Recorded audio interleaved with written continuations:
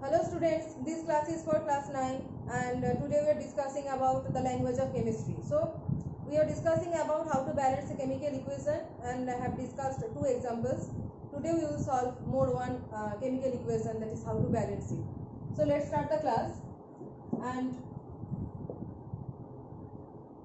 balancing chemical equation, okay? Balancing chemical equation. For example, suppose the equation is PbO plus ammonia lead oxide, PbO, that is lead oxide plus ammonia giving Pb plus water plus nitrogen. Okay, Pb plus water plus nitrogen, we have to balance it. So again we are making the table, that is elements, number in reactant site, number in reactant site, and number in product site. So first Pb, reactant side 1, product side also 1. Now oxygen, reactant side 1, product side 1. Nitrogen, reactant side 1, product side 2. Hydrogen, reactant side 3, product side 2. So first these two equal. So we have to start from that elements that are not equal. So nitrogen is not equal. Here number in the product side is 2. Here is 1. So if we multiply this with 2, this 2 will be equal. First thing. So multiplying it with 2. After this multiplication, obviously the number of hydrogen atom will change. So we have to count it. So the number of hydrogen atoms count, 2 into 3 means 6. So hydrogen atoms becomes, after this multiplication, hydrogen atom is 6. Now we have to balance this number of hydrogen atoms after multiplication. So here number of hydrogen atom is what? 2. Here number of hydrogen atom is 2. So if we multiply it with 3, if we multiply this molecule of water with 3, then number of hydrogen atom is becoming, it is 3 into 2 means 6. So after multiplication of ammonia, to make the nitrogen atom equal, we have to multiply in the reactant side with 2. So we are multiplying this ammonia with 2. So 2 nitrogen matching.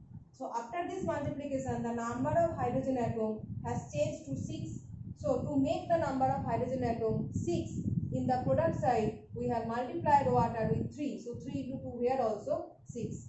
Now the remaining is oxygen. See how many oxygen is there? How many oxygen? This is 3 oxygen. So to make in the left hand side 3 oxygen, we are multiplying lead oxide with 3.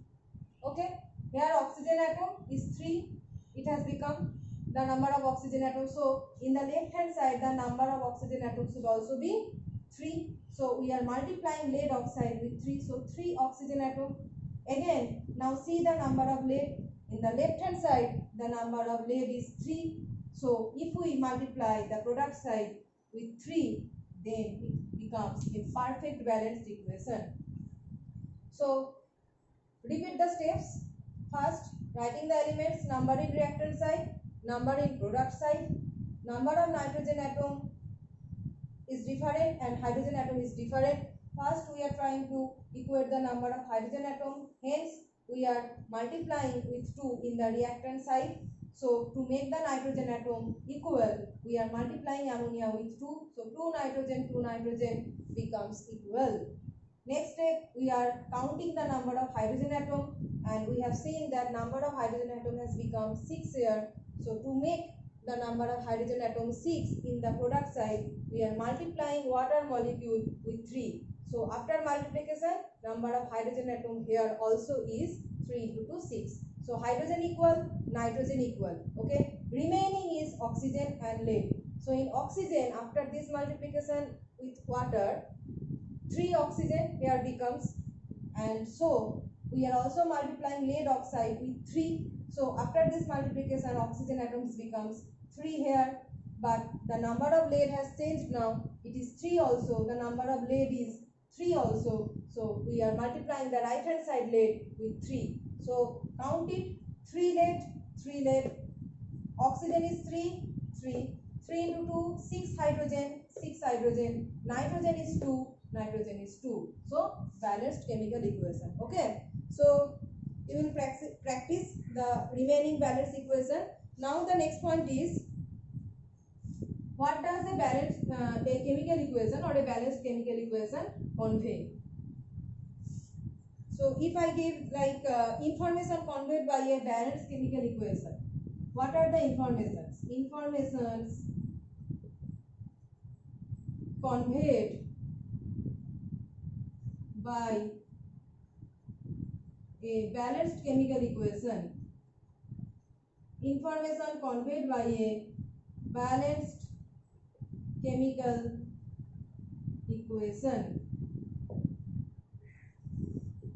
So at first I am writing a general chemical equation like sodium hydroxide and H2SO4, 2NaOH plus H2SO4 giving sodium sulfate and water, Na2SO4 plus 2 plus 2 4 hydrogen, so 2H2O, right? Na2SO4 plus 2H2O. So if I say, what does this chemical equation convey? It conveys the reactants and products. It conveys the name of the reactants and the name of the products. It conveys the amount or the ratio in which they are reacting. That is, 2 sodium hydroxide is reacting with 1 sulfuric acid, giving 1 sodium sulfate and 2 water. So the amount it is also conveying. Okay. So if the molecular weight of sodium hydroxide, is suppose it is 23 plus oxygen is 16 plus it is 1, so 6 7 8 9 and 0. So if it is 40, okay, 1 sodium hydroxide molecule, the molecular weight of 1 sodium hydroxide is 40, but by seeing this balanced chemical equation, we can say here that actually 2 into 40. See, 1 sodium hydroxide is 40, but 2 reacting, so 2 into 40, that is 80 gram of sodium hydroxide is reacting here, we can say, right? So H2SO4 is 98, so 2 plus 32 plus 64, so 4 plus 2 6 8 98. So 1 H2SO4 is 98, and here is 1, right? Here is 1. So here 98 gram is also reacting. So for sodium sulfate, count the, so for sodium sulfate, 2 sodium is 46 plus 32 plus 64. It is 12 to 142. So 1 molecule of sodium sulfate is 142 and 1 molecule of water is 18, and for 2 molecule it is 36. So see, we can say the amount that they are reacting. 80 gram of sodium hydroxide is reacting with 98 gram of sulfuric acid, producing 142 gram of sodium sulfate and 36 gram of water. We can say the amount that they are reacting and they are producing. We can also see the molecular formula of every compound. The molecular formula of sodium hydroxide H2SO4, that is, 1 molecule of H2SO4 contains 2 hydrogen atom, 1 sulfur and 4 oxygen atom. Actually this is also conveyed by any chemical formula. This is the chemical formula of H2SO4, and this ratio can also be obtained by chemical formula. And the last important point is the law of conservation of mass. So sum these two, like so here 80 gram of sodium hydroxide and 98 gram of H2SO4 is reacting. So what is the total amount of product? Total reactant here is 80 gram plus 98 gram. 80 plus 98 it is 178 gram. And now count the total amount of total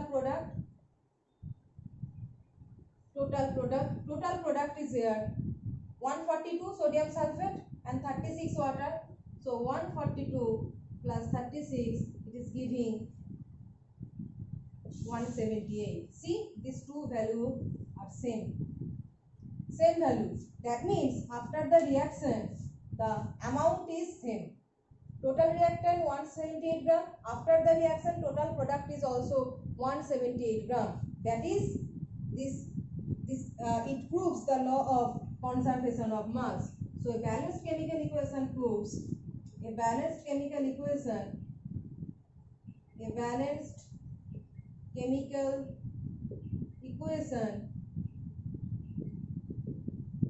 proves the law of conservation of mass. Okay, this is very important point. It proves the law of conservation of mass. This thing, right? So there are some limitations also about a chemical equation. So what are the limitations of a chemical equation?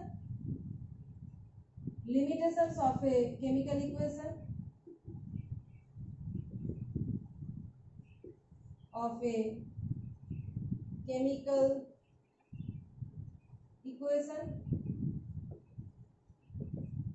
by a chemical equation cannot convey the physical state of the substances. If the substances that are reacting, if they are solid or liquid or gas, the physical states cannot be conveyed by any chemical equation, either in the reactant or in the product. So physical state, a chemical equation cannot tell us the physical state of substances. It cannot tell us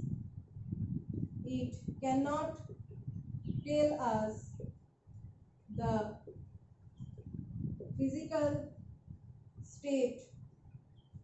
It cannot tell us the physical states of substances. Substances means reactants or products. And also it cannot tell if the reaction is reversible or irreversible. It cannot also tell that if the reaction is exothermic or endothermic, that is, in the reaction heat is evolved or heat is absorbed. We have to perform it in the laboratory. To understand the exothermic or endothermic nature, we have to perform it in the laboratory, but by seeing any balanced chemical equation, we cannot convey that if it is exothermic or endothermic, heat is evolved or heat is absorbed. Okay, so this is another point. So one point is that there are other 2 points, that is, it cannot convey it is reversible or it is irreversible. Okay, and it cannot convey the if the reaction is completed or not, or the rate of the reaction, the time taken to complete the reaction. Everything cannot be, in all these cases, all these points cannot be conveyed by a chemical equation. If the reaction is fast or slow, cannot be conveyed, that is, rate cannot be conveyed. The time taken to complete the reaction, either the reaction is completed or not. So these are some points that cannot be conveyed by a chemical equation. So there are some limitations. Okay, so we have discussed up to this. In the next class we will solve some numerical problems regarding atomic mass unit and relative molecular mass. Okay, that is the percentage composition.